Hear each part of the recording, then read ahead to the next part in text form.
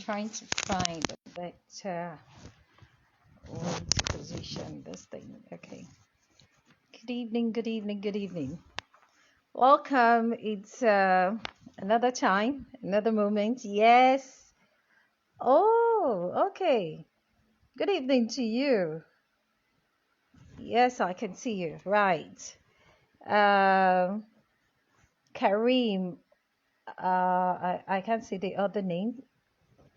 Madam, good to have you. Thank you very much for joining me.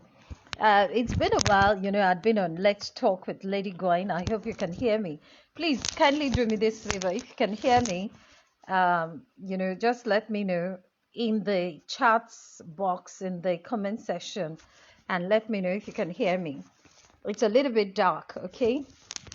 I'm not sure if this lamp is going to work. All right, so but all the same, please do me that favor. If you can hear me, let me know that you can hear me loud and clear. Tonight, I will be talking with my dear sister, my friend. She's someone that, you can, should I say, you can depend on. She's someone that, you can rely on in the sense that, she's she's your connecting woman, and she is a very detailed person. I'm actually wearing one of our products, one of our designs. That's what I'm wearing tonight, and that's talking about Datina designs. She's right here on board already. Tonight I decided to bring her on because I felt you need to hear this as a startup. I don't know whether to call myself a startup because I'd been doing media entrepreneurship for since 2018. Yes, I still regard myself as a startup. So I decided, to bring up this personality to help us tonight to give it a and to help us to understand what it means, to be a startup, what we need to get by, and what we need to make it to the next level. Hello, sis. Hi. How are you now? It's so good to see you. Happy Sunday. How was your day? Very well. And by the way, Great. thank you so much for yesterday. I had a great time at the conference. Thank you so much. Thank you for being gracious too. We enjoyed your conference. We enjoyed your presence and everything. Thank you so much. Great. And as you can see, can you detect something about my yellowness? Can you detect it? Yeah, I can see. What does it look like? That's Datina pieces. Thank you for wearing that. I did tell you that, yellow is my brand color. And thank you so much. Yeah, the moment I wore it, I was like, oh, this is just absolutely me. This is absolutely me.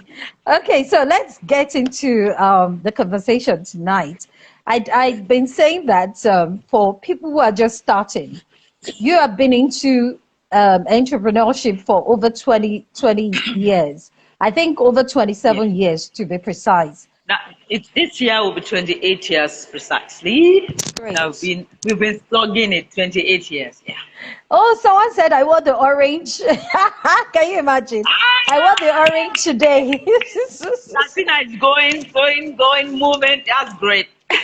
Thank you. So that should be.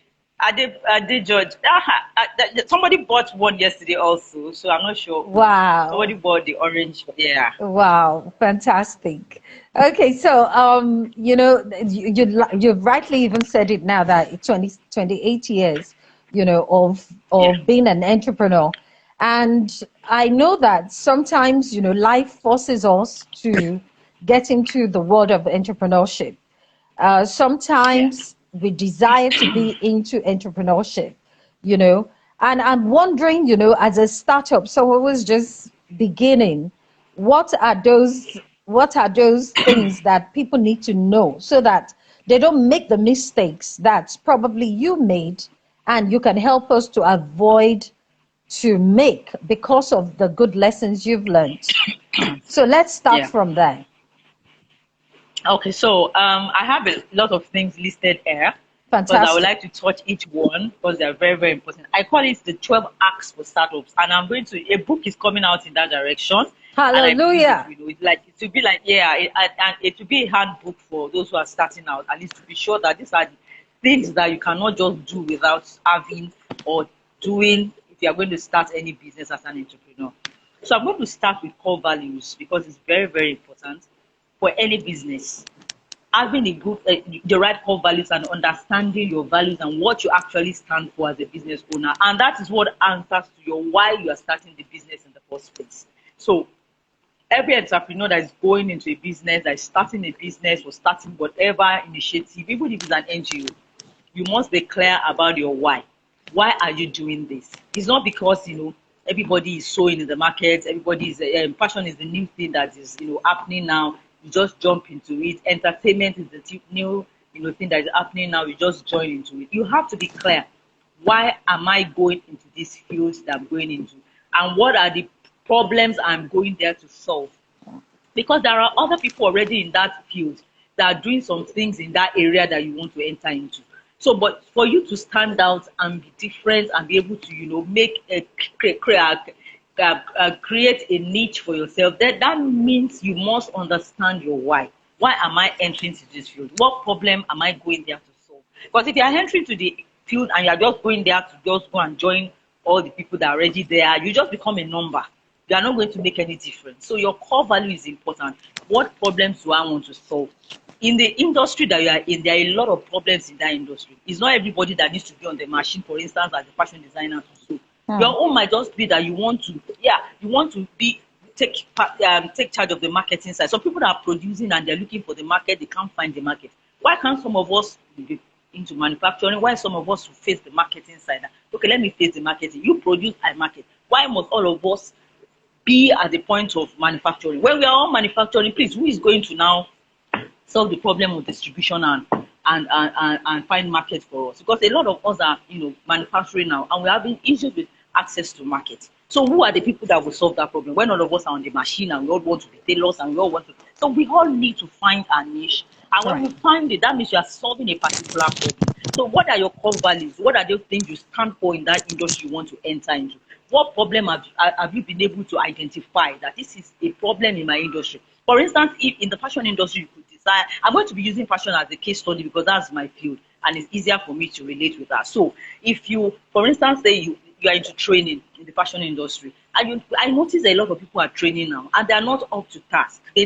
Some of them have not upgraded their training in the last 5 years. And they are producing people, bringing people, training other people and just giving it to us, and we are finding it people to find people that are employable. We can't find good tailors out there that can work for us because even the guy that is training the tailors needs training. And has not upgraded in the last 3 years, 5 years, and we are behind. Somebody came to do test in my office last week.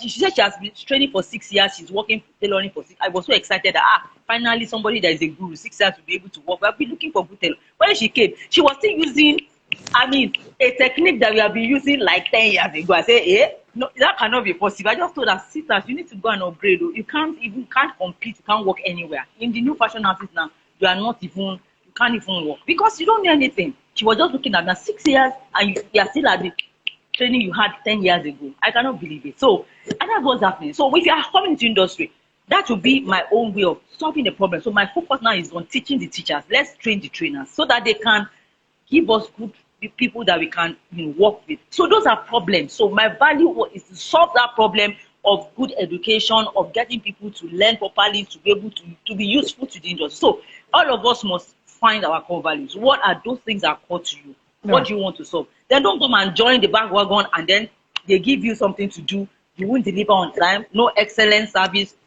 No consistency. You do a good job today, tomorrow you are not going to do a good job. All those things also affect what we do. So those core values that we usually say, integrity. Somebody was telling me she gave a job to a carpenter and the carpenter took the money, ran away with the money, and somebody recommended the carpenter. that one has lost integrity. So those are core values. When you're coming into anything, have your core values. They say our tailors are always late. They always delay. Let's just be different. Let them be able to say, if you give it to her, if she tell you Tuesday, you get it on Tuesday. Not the one that you now be posting the person, and the event would have passed before the person can collect their clothes. That's an example. So core values are important. Those are what keeps us in business for years, because people say that you have integrity, you are consistent, you have the right core values and all that. Your customer service is top notch. So those are things we need to start imbibing in ourselves. And character, like we learned at our business conference yesterday, is important. It's part of it. As a new startup person, have integrity, be consistent, excellence, and character is important. Let your yes be yes, let your no be. Don't cheat your customers, don't overcharge. Don't, all those things are important. They are core values that keeps us a business that keeps a brand in line in a business sector for a long time. Because if you have core values, definitely good core values, you will stay long as a business owner. So that's one. So I don't know if you want to say anything before I keep. Right, but thank you very much for even asking me if I want to say anything, because I was going to say, yes, ma, I have a question. there is something you said. I don't know if you really meant that. And that is, you said something, don't overcharge. Did you mean that? Yeah. Yes, I did. Because I always think that, okay, first of all, let me say, even though you said you're going to be using fashion as a lot of example, because this is your industry, but that's fine. But I think a lot of the things you're saying, cuts across every business. It cuts across, definitely. Yes, every business. Yeah. But it's okay, for you to use your familiar terrain. But seriously, as you were talking, I could actually identify with my media entrepreneurship. Now, you now said don't overcharge. I've always thought as a business person, your aim is, or as a business owner, your goal is to make as much profit as possible. Yeah. I also think that when it comes to negotiation, everybody is like it's a man eats man. You protect yourself from being overcharged, and I protect myself from getting all the money I can. So how do I now compete against not wanting to overcharge or wanting to charge reasonably, because I am after making so much profit, that will sustain my business and living as well? Is there a problem overcharging? Yeah. What I would say is that it's not about just, putting a price on something. Whatever it is you are charging comes from your overhead. And everything that goes into what you are producing or whatever you are selling to the customer. So you don't just pick prices from the air or look at another competitor and feel, because she's charging 50,000 for an outfit, I also should charge 50,000. What you have put into the clothing that you are charging, is it the same thing the other person has done that you have done? You have to be realistic. So don't just charge. Say, okay, in industry everybody is now charging 60,000 for an outfit, and you're a startup, and you also want to charge 50,000. Does that make sense?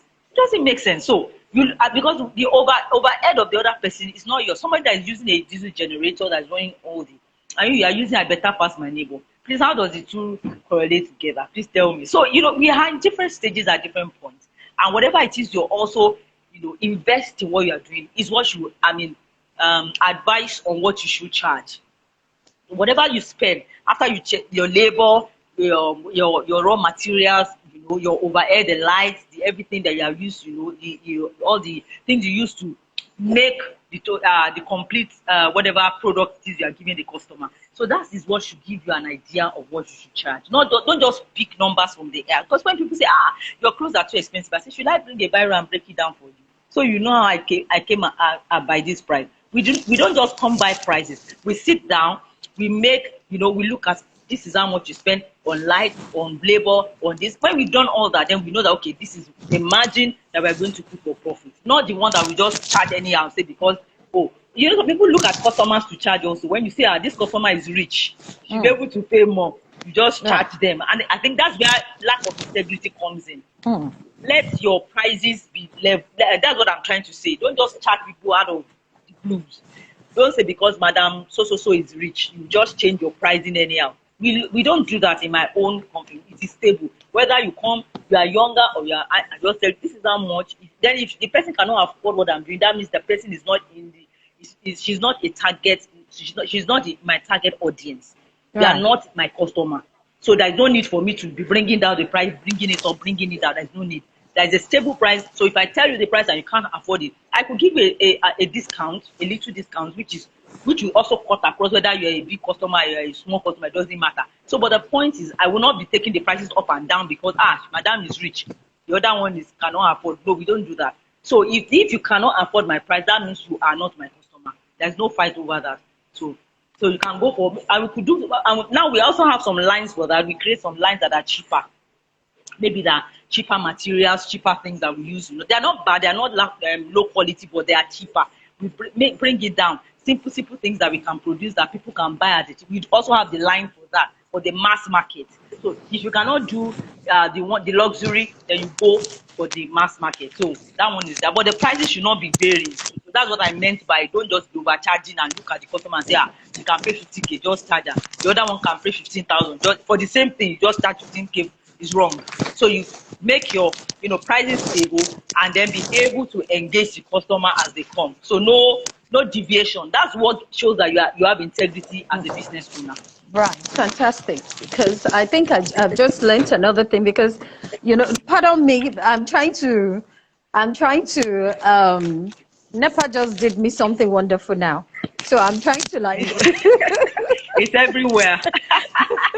It's everywhere. We understand. Okay, and because this is a very beautiful conversation, I'm also learning something fantastic. So I'm not going to give up on this live interview.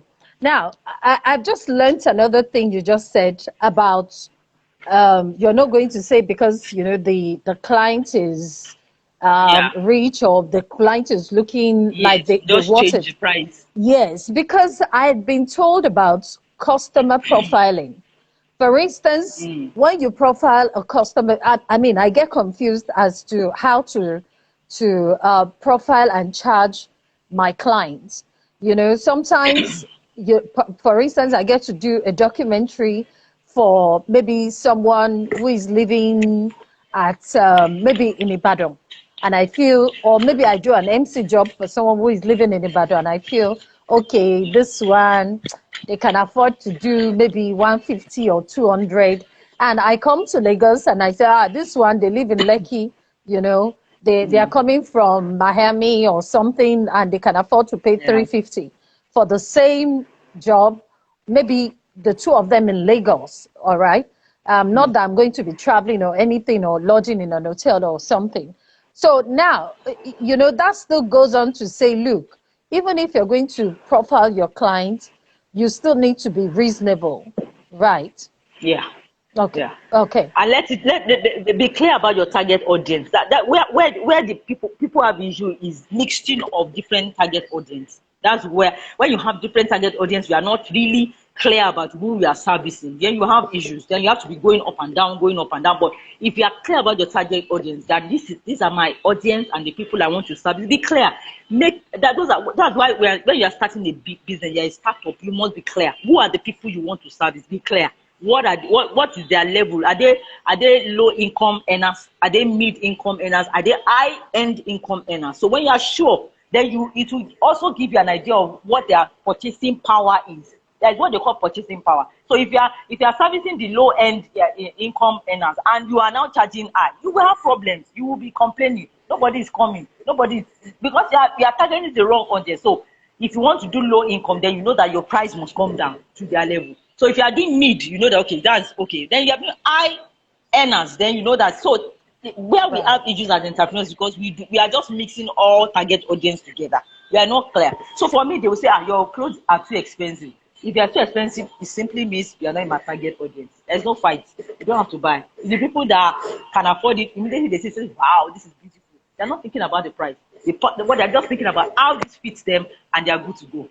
They can move. So those are the people I want, not the people that say, you will argue over the money, you argue before even sweat of your eyes will have come, tears will come out of your eyes before you finish the negotiation. You already know that this one is not, these ones are not your target audience. So people that even want to price and your target audience, they will be reasonable. They'll price you reasonably. They will not, price in a way that you will say, what I pay, I think you should come and start going, something like that. It shouldn't get to that point. So let us be clear.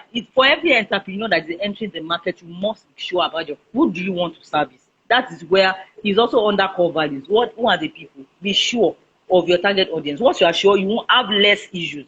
Right. You will produce for those people, because it's not the way. At times people produce before they look for customer. That's how most startups do. They'll just take their skill into the market and start. Especially those who do, for instance, in my industry, those who do ready to wear, they just start producing to go to market and buy machine and start producing. But the point is, you have to go. This is so similar to my industry as well. I'm telling you. We okay, in the time past, I used to do that, but not anymore. In the time past, I would come up with a program that I think is likable, that I think it will be enjoyable, and then put it on air, and then adverts are not coming in. That was in the time past. Then I realized that no. Sometimes you can't say, because hey, I like this thing. It looks nice. People should be rushing it. No, you need to ask and find out what does your target audience. What's the demand in the market? Thank you. Yeah. Right. What's the demand in the market? So that's what determines what you produce. Not the other way. You are finished producing, you're looking for the customer to come. That's why a lot of people have goods in their stores, have a lot of overstocked and everything. Nobody's buying because they don't know what the customer wants exactly. So when you do it and you do the right thing, and you keep doing research, because today the customer can like what you are doing, that same thing that you're doing, and tomorrow, next 2 months, they are not buying it again because they've moved. Their taste bud changes because the market is changing at the speed of light. So as an entrepreneur, you must focus on what is happening in the market. Notice, observe what is happening. So immediately you see that there is a change, you need to change what you are doing. Move with what is happening in the market, or else you will have goods that you can't sell. You have a lot of things that are outdated and you're still holding on to, and people are not buying because they've moved on and you're still on one spot. So that's why we need to be clear about what we do. So you don't produce before you find customer. Find customer, find their need, understand what they want before you produce. So you are producing for what they need. You are solving their problem. Then they will buy. That's how it works. Wonderful. Hey, see Harvard. Harvard Business. It's true. Harvard Business School. It's not Harvard. It's part of experience I've had. I've also made a lot of mistakes in the past. So I'm talking from experience. We don't know. We just say, this one is good. This style is good. Let's just produce a mass. We do it. And then you are the one that will be wearing it, and then you give it out to sales. You just give it out because nobody's buying at the end of the day. And then the rat race begins again. You start reproducing again. But why can't we find the market first, search the demand first, know what the customer wants, then produce to meet that needs the customer wants? Right. Better that way. Right. Okay. So let's move on to number 2. Yes. Okay. So now the next thing I want to talk about is business plan. Very, very important. Everybody does business plan nowadays, and then the thing they do is they just go and look for somebody, one uncle somewhere that knows how to write business plan, and come and write my business plan for me. But maybe they need this for money, they want to get a grant or something. But those things doesn't work anymore. Your business plan can save you, can save your business, can change the life of your business. That's why I would advise every startup to try and write their business plan themselves. You are the owner of the vision. If you actually understand what you want to do and how you want to do it, then you should be able to take biro to paper and write your vision of what you think you want to achieve and how you think you want to get there. You can get somebody to help you look through it, but you must first and foremost put down your own vision and mission, how you want to do it, and what are things going on in your mind, what are the visions that you are seeing. Then somebody can help you fine-tune it. You must be part of those who write your business plan. Don't just give it out and pay somebody 25,000 or 30K or 50K. Let them help you to write it. If you do that, you won't be able to interpret the business plan. For you to interpret your business plan, you must be part of it. Write it yourself.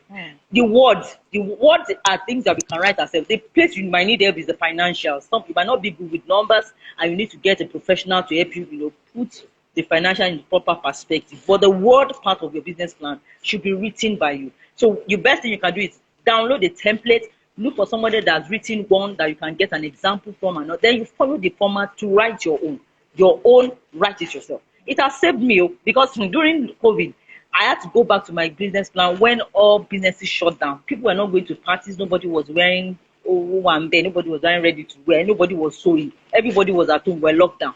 So I said, okay, I have staff that are waiting to be paid. How do I pay these people? What do we do? So I observed that, okay, and I now went back to my business plan. Okay, what can I do?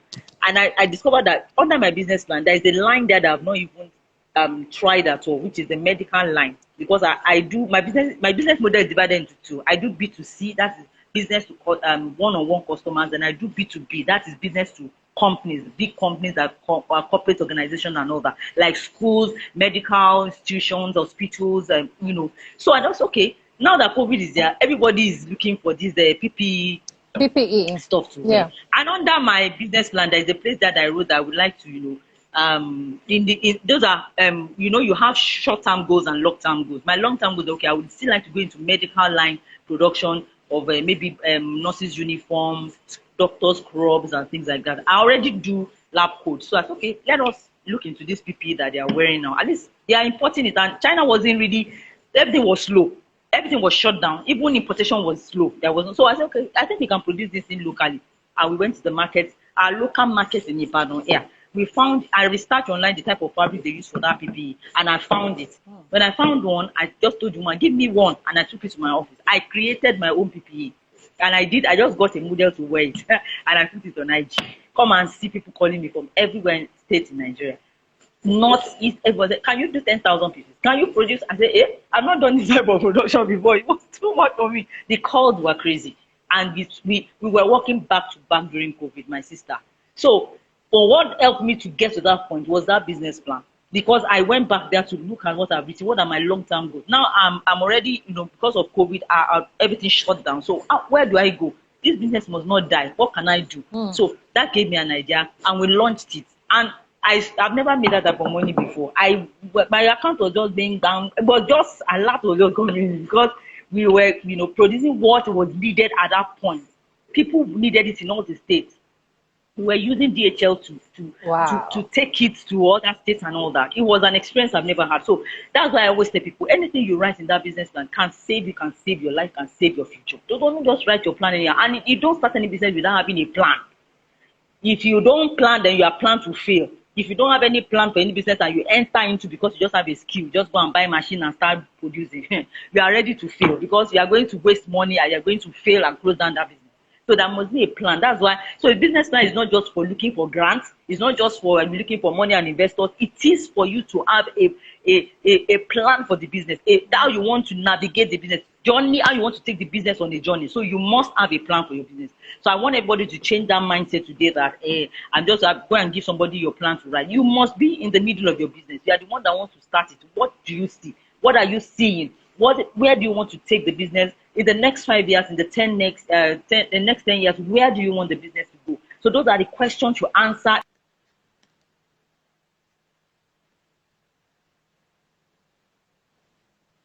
Oh my goodness, is the network from my side or from Coach Tinu Smith's side? I just hope it will be restored very soon. Okay, before she comes up, if you can hear me, please. Is this coming from my side? Okay, I guess it came from Coach Tinu's end.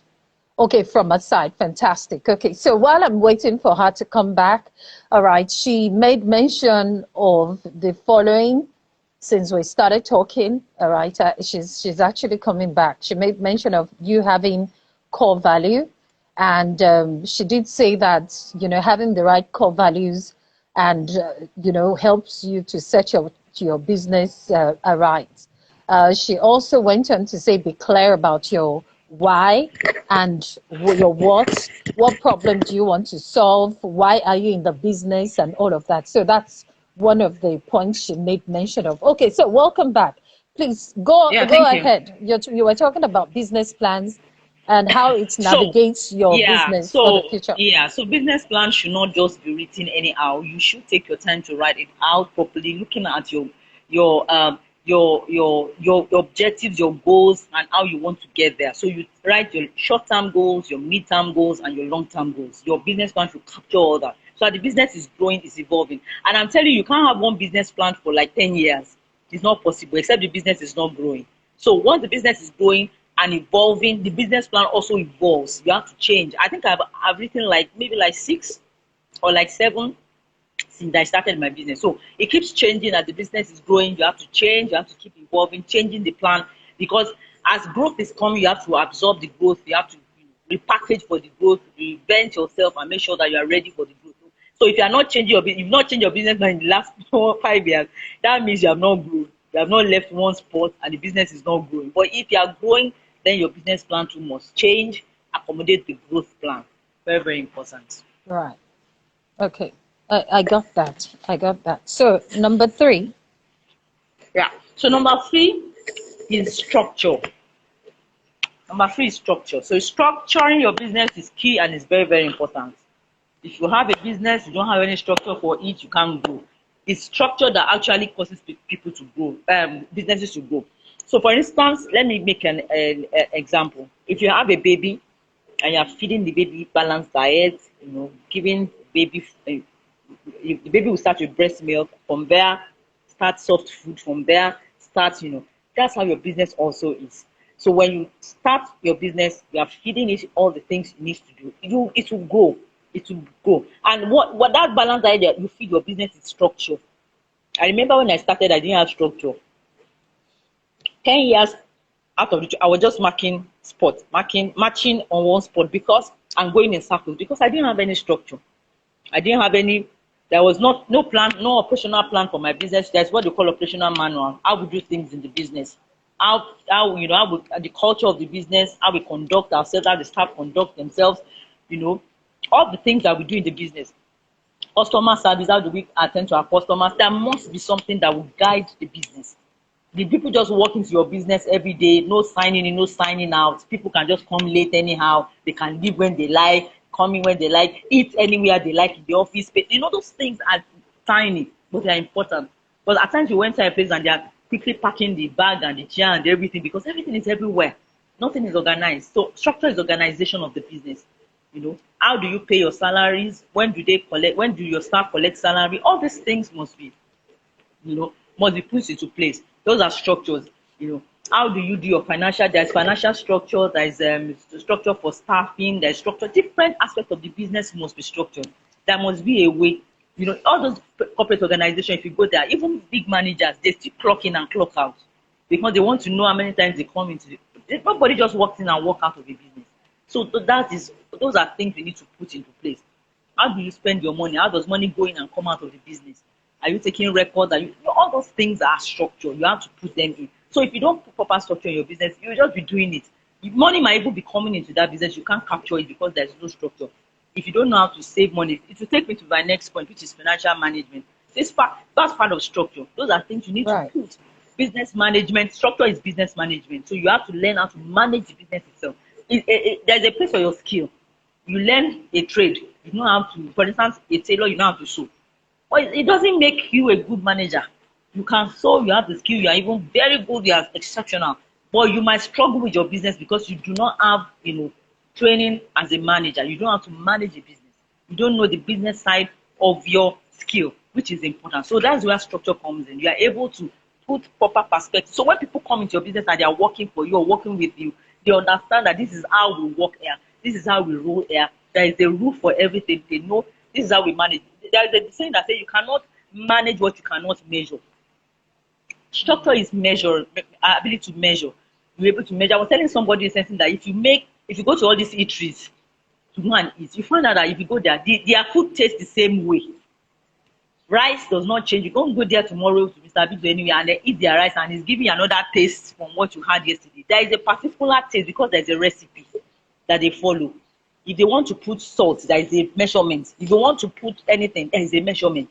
So you won't buy their food today and get that tomorrow. Go to Chicken Republic. It's the same taste you have because there's a recipe and they follow it. Everybody that must cook must follow that recipe. And that's what maintains it. And so also bread. When we buy bread, particular bread tastes the same way. They don't change because there's a recipe. So your business must have its own recipe.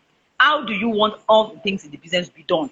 Everybody working with you should understand that. That's what creates the culture of the business. We don't gossip in this place. They understand this. If we have problems, how do we do what do you call it, conflict resolution in our business place? We have a plan for it. So all those things must be captured, and that's what structure is all about. So there's a recipe for everything. You want it to keep evolving, repeating the same way. Everybody notices how we do here, or you leave it free for all. If it's free for all, there's no structure. Then that's why businesses don't grow. So let us learn how to put structure in our business. It's a whole topic on its own. Structure is a whole topic on its own. It's huge and it's large because it encompasses the whole side of the business. But let's just know that structure is one of those things young entrepreneurs must take cognizance of if they want to grow. Very, very important. Okay, before you move on, I have maybe a question or two, and that's number one is, when you're trying to put in structure, is it applicable to those with minimal years of startup? Maybe like they've just started, they're struggling.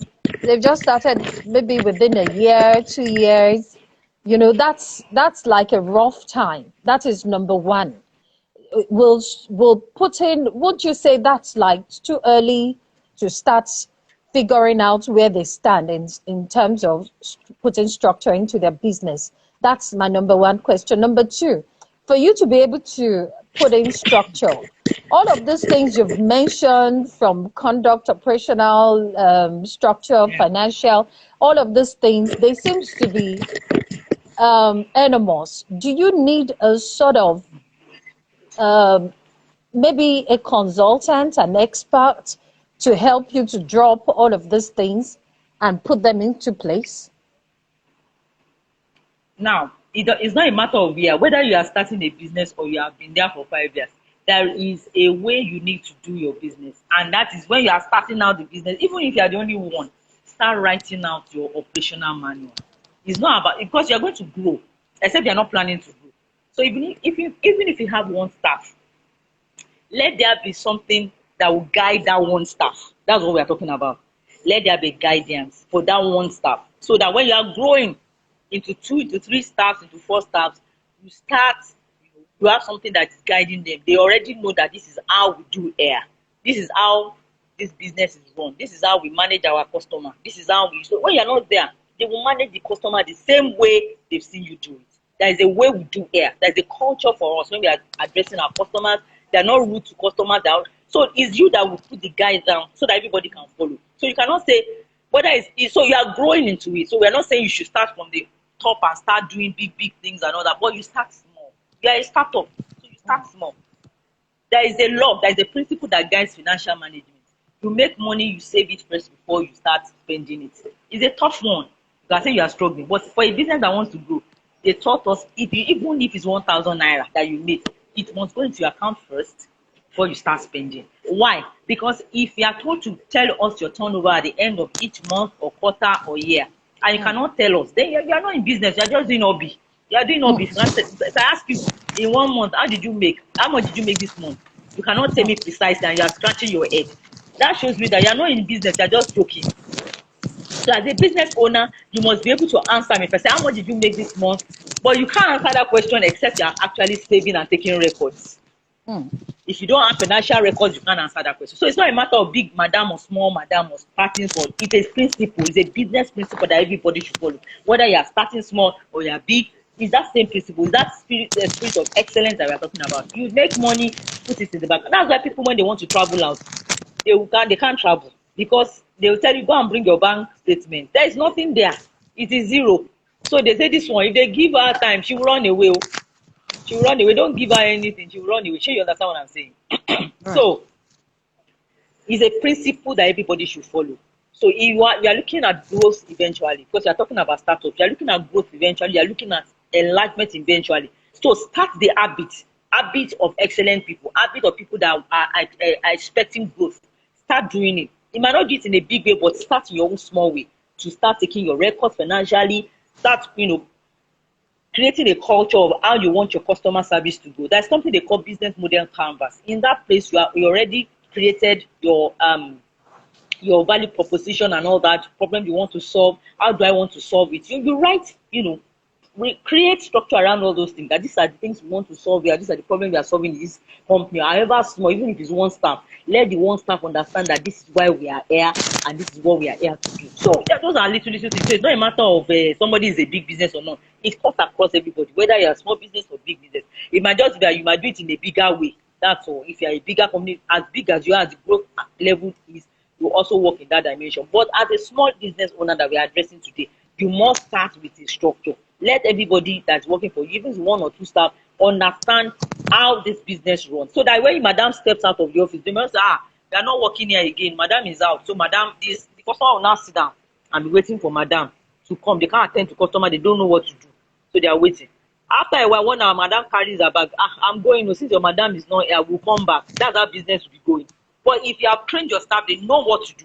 They know that when customer comes in, this is first thing we do, this second thing, third thing. You don't have to be there. They attend to customer.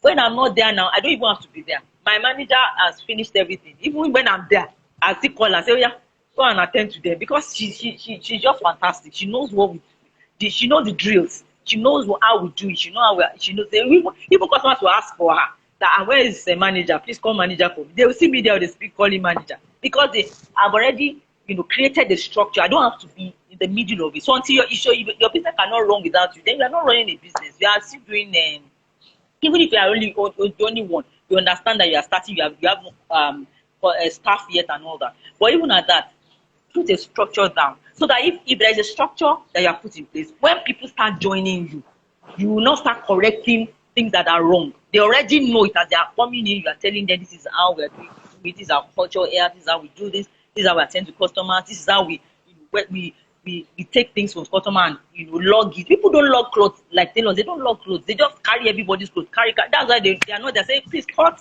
down, Kara. They start describing. The tailor will just carry and use Mrs. Lawa's clothes and sew it for Mrs. Johnson. And then you now start begging customer and kneeling down, looking for. It has happened to me before. You are laughing. It's something that happened because I didn't have structure. I just said, I just called them. They'll just call me. Auntie, what's the next job to do? Instead of me to have done a week chart, we have a week chart of our job, what we are going to do for the whole week. What are we doing this week? We buy all the materials together, so we know it's structured for this week, so that when somebody will not say, I've given you my clothes since 1 month ago, you have not done it. No, there's a structure, so everybody follows it. We have a chart for the work we have collected, so that you can never come here and be seeing customers fighting us over cloth because we did not meet up with timing. Because we have a chart, we've been marking it. This person has been done this week. We are doing this. This is the first. So we move the other people to the next week.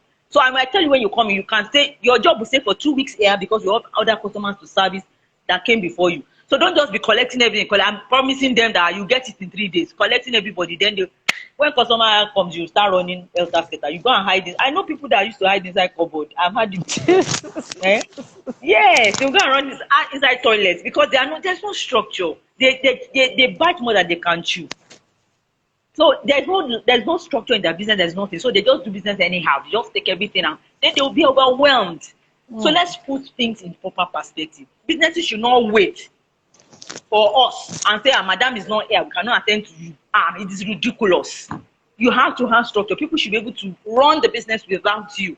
That is what it means to run a business. Not the one that once you are not there, everything stops. Right. It's only madam that can attend. It's wrong. So we need structure. It's a big deal. I'm hammering on it because it's a big deal. A lot of businesses do not have structure. They cannot.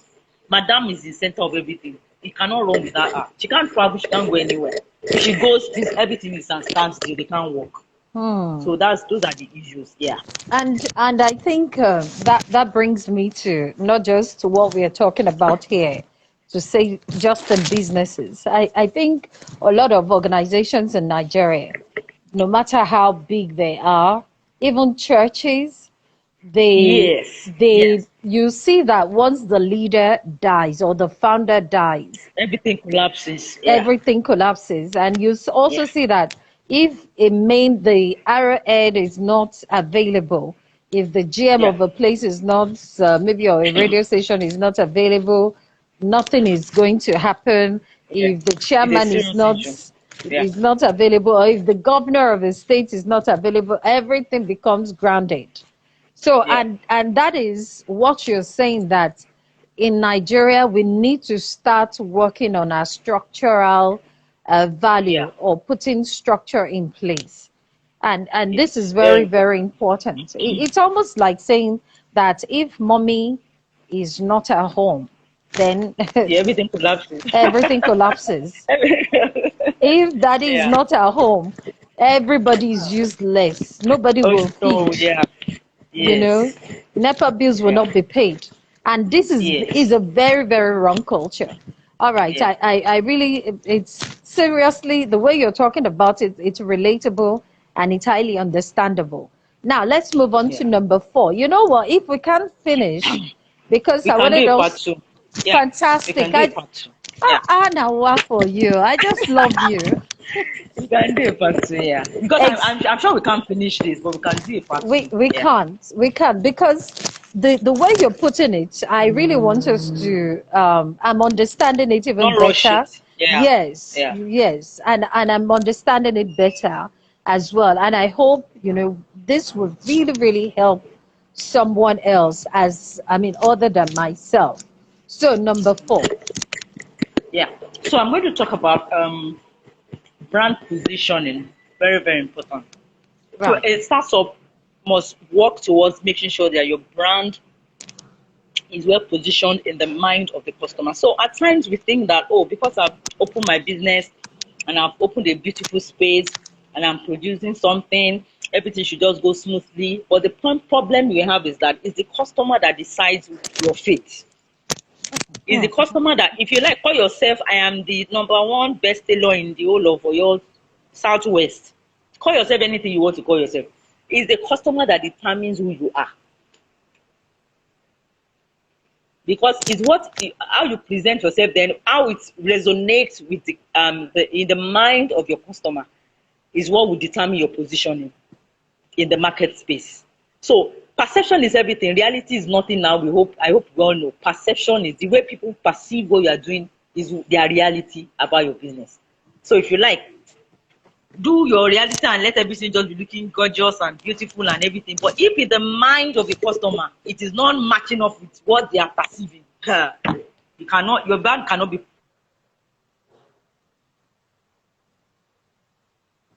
Oh my goodness. And this is getting quite interesting.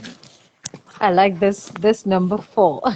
Brand perception, brand positioning, brand perception, she was just saying that it is the customers that determine your faith in the marketplace. Sometimes we just feel that, okay, for instance, in media, in radio, everybody just says, oh, we are the number one coolest station.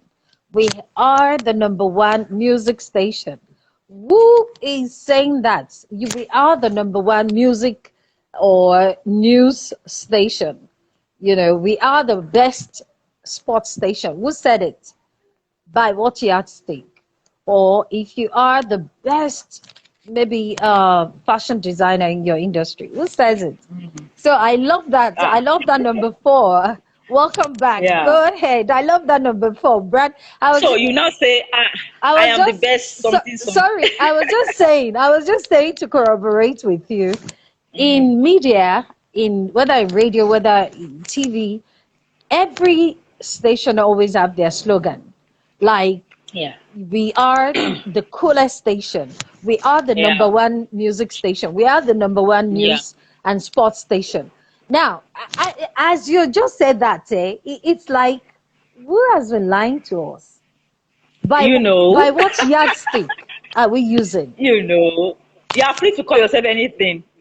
That's your problem. But the customer actually decides who is the number one. So it's better you try and position yourself properly in the mind of the customer, perception of the customer, then you'll be given that role of number one. If you are not viewed as that, perceived as that, everything you are doing is not, showing you in that light and that signal. You're just, if you like, give yourself those 50 stars. You're just joking. 5 star, 5 star. You're just joking. You need the reviews. The reviews, they should be your ambassadors. They're the one that will say, have you tried that lady? Wow, you need to try her. You need to try. They are the ones that keep promoting you, keep promoting. And then when they start validating what you're doing, you're validating your effort. But people start, then you can now sit properly and position yourself as number one. But if you like, call yourself whatever. So we have a job to do as startups. we need, because the market is saturated. So many people already in that industry, they are trying to make a name, they're trying to make your brand known, seen, and all that. So you need hard work, in fact, extra double work to be able to, put your brand in the minds of your customers that needs what you are, servicing. People are also doing what you are doing. So you need to find something different to what they are doing. Add something, a touch of difference to what you are doing that will make people to say, even though they are all tailored, there's something about that I just like. Maybe it's your finishing they like. Maybe it's the style, your cut is just what they like. You just get them. They just like the way when you make clothes for them, just stand, palm on them like they say, if that girl make clothes for you like this, well, everything would they will think they gave back to you like that. That clothes, they can, customers can sell people. They can sell people. So we need them. We need them for brand positioning. They are the ones that actually is you can't call yourself anything. It's what the customers call you that you are. So you need to work extra, effort to make sure that you put yourself in the right perception in the mind of the customer, and that's what brand positioning is about. So when they perceive you correctly, it helps your brand to grow. It helps your brand to be seen. It gives you visibility and all that. So brand positioning is key. Everyone listening to me today that has a small business, 1, 2, 3 years, go and read about brand positioning. It's very, very important. It also has to do with our logos, everything, our promotional brands, all the promotional items that we do for our brands, packaging and everything. It's also part of putting yourself in the mind of the customer, make it beautiful, make it attractive. Let them just love you. There's something about you that they love. I love Chicken Republic's chicken. I don't like their rice, but I love their chicken. It tastes very nice. And I crave for that chicken. At times I just want to eat that beautiful chicken in Chicken Republic. I can buy that one, but the rice I don't like. So that craving takes me there at times. I must buy. If they want to buy rice, let's just buy. And some people go there because they have 500 pack. They have the refill pack. Yes. That's why they like that. They are the cheapest. Some people will buy because they are cheap. Some people buy because of your packaging. So people have different reasons why they patronize businesses. It's craving. They just crave that feeling. It's an experience that you're selling. So that's what brand positioning is about. They are creating an experience for customer. And once you're able to create it well in their minds, you are positioned correctly. They will now be the one that will be doing your ambassador. They will be your ambassador and telling people about your brand and all that. And then you position you in mind of many other people. So we need to work on our brand positioning so that we can grow. Because without it, you can't grow. You just be part of the crowd. You just be lost in the crowd. Because a lot of people are doing what you are doing. You just be lost. Because a lot of people in the market. I always tell my staff, when they are working, I say, come, when we're having our staff meeting, I tell them, see, if you stand, you are in LA areas, just stand from Songo Junction and be counting all the tailors that are there. Enter the Agbole, come out. Enter the corr, come out. Be counting. I say, by the time you can't even get to like quarter, you'll be tired because you count so many. I said, no, tell me, what is it that we're going to do that will make us stand out from all these tailors? There are plenty. How do we? Everybody's in the market making noise. There's so much noise. Buy for me, I'm good. I'm the number 1, I'm the number 2, I'm the number. Everybody's talking. So what positions you as as an authority in your field is what you do, how you do it, what you know, and how you express it to the public, and how you solve the problem of the customer. So when you do that, you position yourself correctly. So, but without it, you just be lost. You are part of the number of the people that are there. The brand will not stand out. They are just, they are a number. Yeah, she's a tailor, she's part of a number, but I don't want to be that. I want to stand out anywhere I am. So I'm trying every day. And you can't sleep when you are trying to create a brand because people are coming into the market every day. So you cannot sleep. You have to be evolving. You have to be reinventing. You have to be evolving. What do we do next? What can we add? What can we change? We have to be brainstorming. So somebody brainstorming every day and you are in the field and you're not brainstorming. You are joking. You think you'll be pointing at that person as your what do they call it? Competitor. Yeah, a joker. Somebody that is brainstorming every day is not stuck. Somebody is running and you are static. Do you think you can catch up with that person that is running and you are static? It's not possible. So some people are running in their minds every day. They're always brainstorming, they're thinking how to position their businesses to make it better. It starts from you. Even you, the owner of the business, you keep reinventing, you keep changing. As you grow, the business also grows. If you are a business owner that is not growing, the business is not going anywhere. You can't grow a business beyond who you are. That's why we do personal development. The way you develop, as you're developing yourself, your mind is developing, then you're pushing the business forward. But if you are static, you cannot grow yourself. That business is not going anywhere because you can't grow beyond what you know. There's no magic. So the way you grow, it expands your mind. As you expand your mind, your business also expands and grows. You see new ways, new ideas, new. Yesterday at the conference they told us it's the global market that we are competing with. It's not Right. people in Ibadan that we are competing. It's not a local competition anymore. It's a global Yes. competition. Everybody's on IG. It's a big market. Everybody everywhere.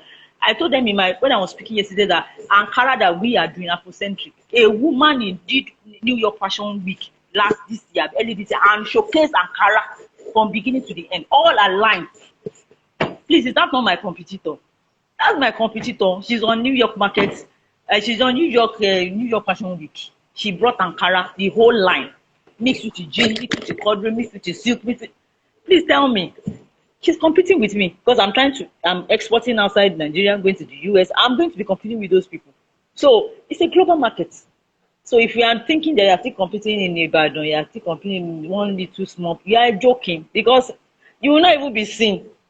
You just be making one thorough cover. That's what we are talking. You want to enter into global market, you want to make millions, you want to be well positioned. Then we need to develop ourselves, position ourselves properly, fill our minds with the right knowledge and skills that we need, keep developing, keep growing. And as we do that, our business also grows and expands. It keeps growing as we expand. And we see those global things. We say, we too can. It's a global thing. They are growing. We are looking at what they are doing. How are they doing it now? You apply it to what you are doing locally. How are they doing now? Those are trends, new trends in your industry, your market. You keep looking at what's happening in the global, global field, and you add it to what you are doing locally. You too will be growing. You will be one of the leaders of the market in your industry. You will not be laid back and be behind. So brand positioning is very, very important to the growth of any business. Oh my wow. Oh my, you're blowing my mind this good day. Okay. So we have 5 more minutes. Do we do one more? Okay, let me look at the one that will be most important so that I can answer that. Like, there's so much to talk about. Let me see. Okay, let me do let me do growth strategy. I would have loved to talk about. Okay, choose one: growth strategy or mentoring and coaching. Which one do you want?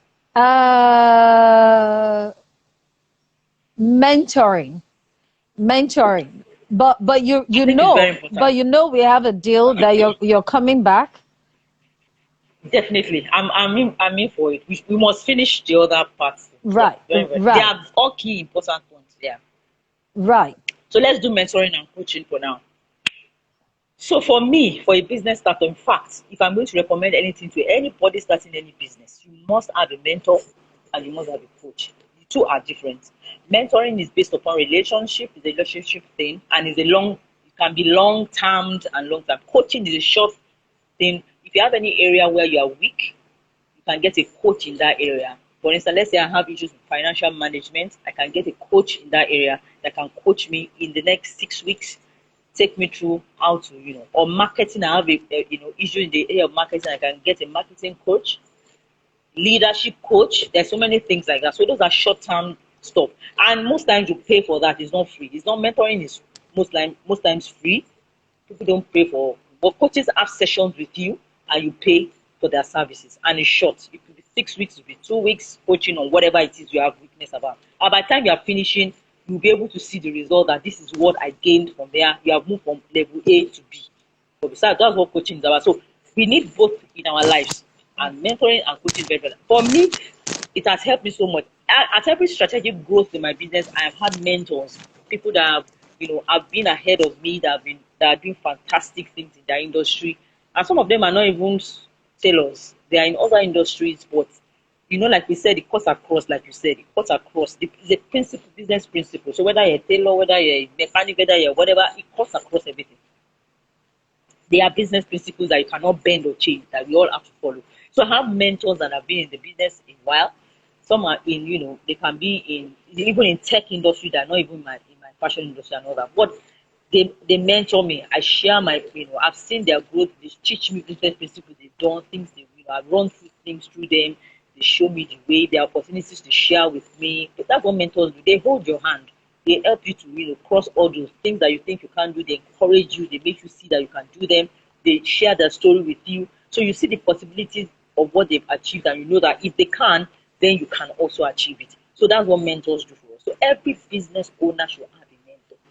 have a mentor in different areas. You can choose, like in a general life, like me, I have mentors in relationship, people that I'm a relationship coach. I also have a relationship mentors in relationship that I look up to.